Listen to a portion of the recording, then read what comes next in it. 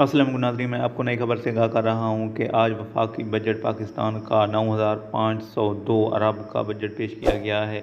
आप रिक्वेस्ट है कि मेरे चैनल को सब्सक्राइब करें और बेल आइकन को प्रेस करें। आगे बढ़ते हैं तफसील की जानिब। हम आपको नई खबर से आगाह कर रहे हैं कि सरकारी बजट जो 9,502 अरब का पेश किया गया है, ये वफाकी बजट है।